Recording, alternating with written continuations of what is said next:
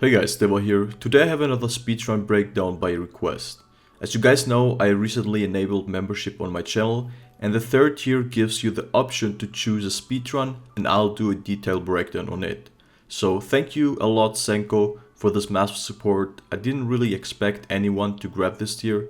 The choice was between our sub 3 Fatalis, which most likely and will forever be unbeaten, and the Shadow 124, which also is a very mechanically rich run, even if it doesn't seem like one. We went for the sub 3 Fatalis since it's one of my most iconic speedruns and probably the tightest speedrun in the world. And if you watch through the whole video, you will understand why so. By the way, I stream almost daily on Twitch, guys, so be sure to also drop me a follow there.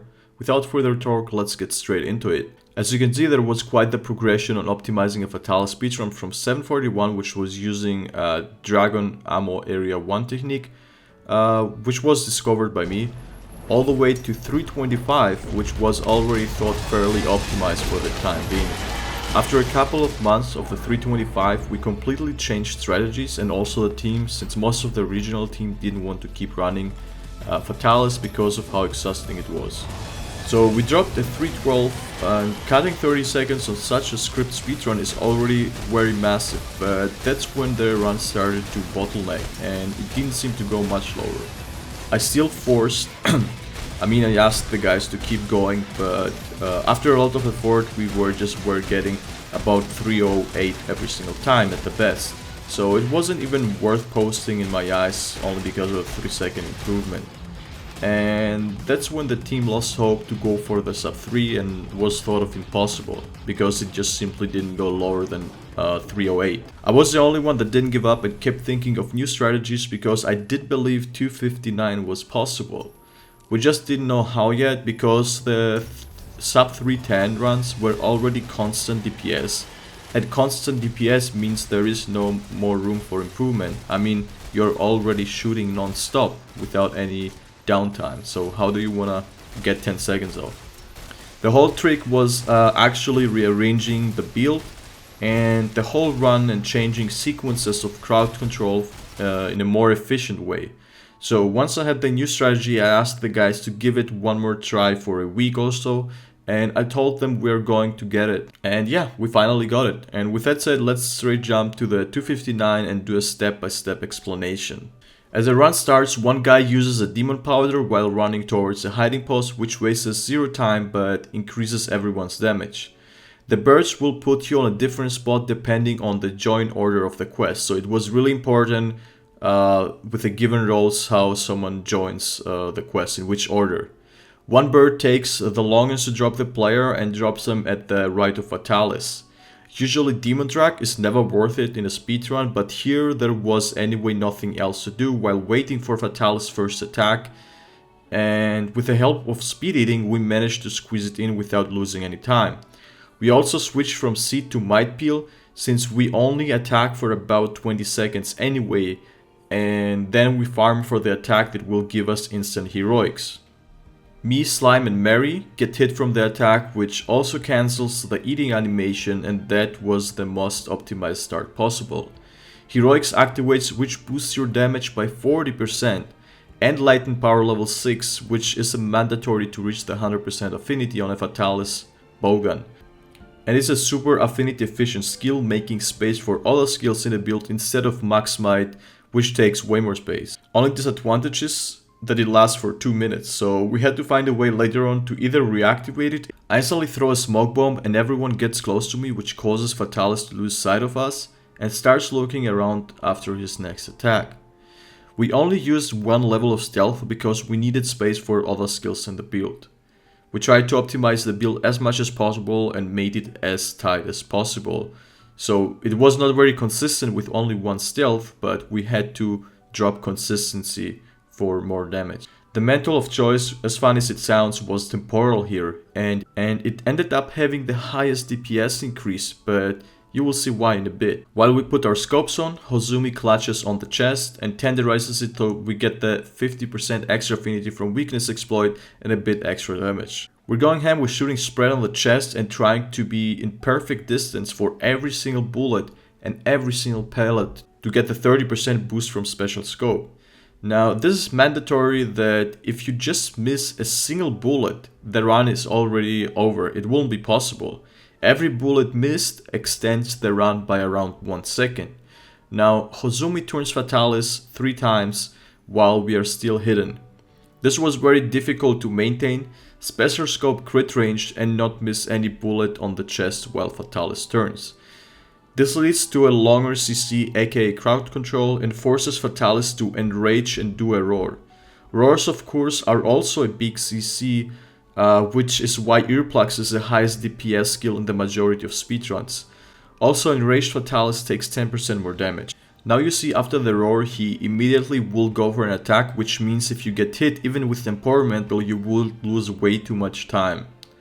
And you will have to run back to him. You can see how perfectly timed we break the chest while he's swinging his arms, and a chest break leads to a belly flop. This is where the temporal metal gets its use.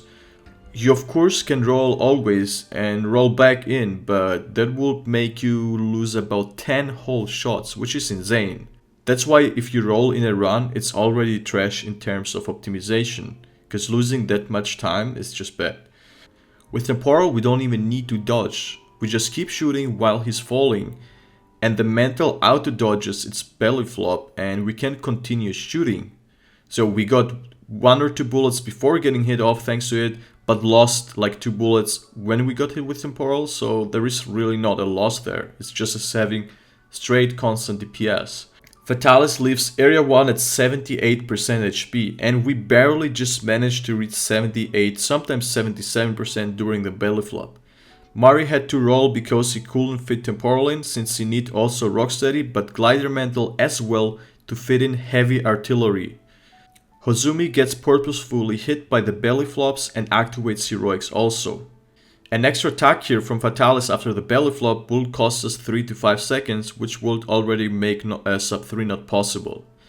I just want you guys to understand how cosmic tight every single second of this run is to get the sub 3. You now see he immediately leaves.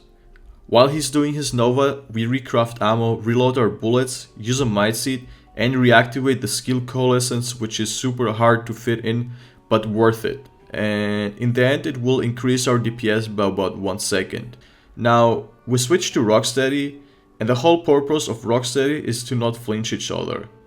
A single bullet hitting a player is a massive waste to the whole run and basically kills it. Both the flinched person and the guy's bullet are dealing no damage on a flinch, since the bullet get also swallowed by the player.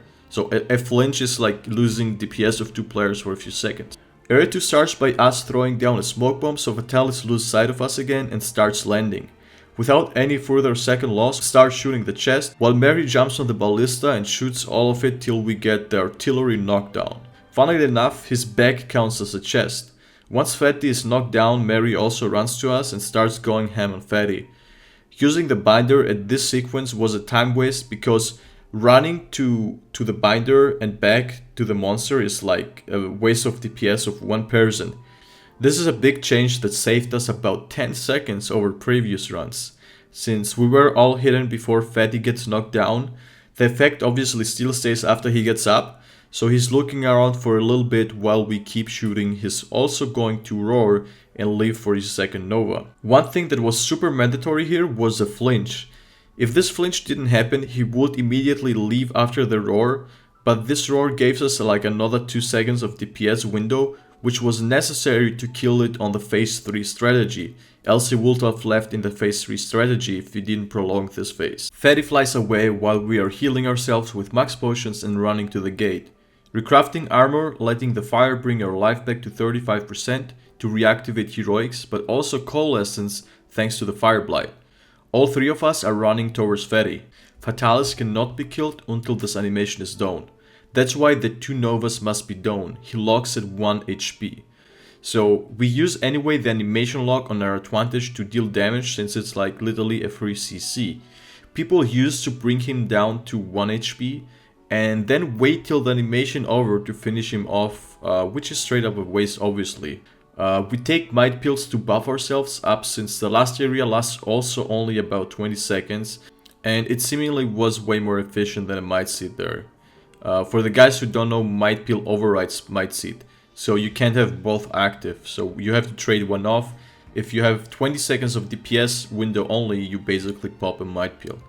You can see latent power runs out, so we miss 50% affinity here, and you can't reproc latent power while it's active. So Hozumi uses the affinity booster here, and I throw down a smoke bomb, so he loses sight of us before getting shot with a binder by Mary. Else the smoke bomb wouldn't work since the monster don't change their status while being trapped or CC'd. The binder usage here is super efficient because we were anyway at the gate and you don't lose much DPS when Fat is up on the air, so Mary ran instead to the binder to get him instantly down. Running back to us and throwing down a final smoke bomb to also hide himself, which will give us an opening after the binder ends. So now it's all or nothing. If Fatalis doesn't die here on the roar, he will obviously fly away and go instantly for the smaller novas. Smaller novas, as you guys know, last about 30 seconds, so just not being able to kill Fatalis in time is another 30 seconds extra to the run. Look at the Rocksteady mental, it runs out the second it dies. If it took just 1 second longer, we would flinch each other, and we couldn't use flinchery in the build like I said before, since we needed more damaging skills to kill it exactly on this moment. This run and our 3-0-0 Kulve Duo with Retrou are in my opinion the tightest speedruns that exist until proven otherwise, and this is not a flex guys, just based on how close to the physical possible limit they are. The Kulve Duo 3-0-0 is even tighter, that's why we didn't go for the 259. I'm so confident saying the Kulve Duo will never get beaten by another duo. All the runs I see are half a minute off still, same for Fatalis. The bowgun was augmented for 2 times attack, which is why it was so incredibly hard to get the build working. I mean, the last 5% come from attack boost, which is only active while the mantles last. And you saw the mantles were exactly off when it died. So it's so calculated that we have the last 5% affinity needed on the mantles that lasts exactly for 2 minutes and 59 seconds in total. Once again, massive thank you to Senko who subscribed with a supporter tier and brought this breakdown to you guys. These breakdowns are not very popular, but I know a lot of you guys appreciate and enjoy them, so if you do so, please leave a like and comment down below what you want to see next from me. Also, don't forget to subscribe and turn notifications on guys, so you stay tuned for more Rise and Iceborne content. I'm gonna be playing both games, and with that said, I wish you all a nice day and happy hunting guys. Don't forget to join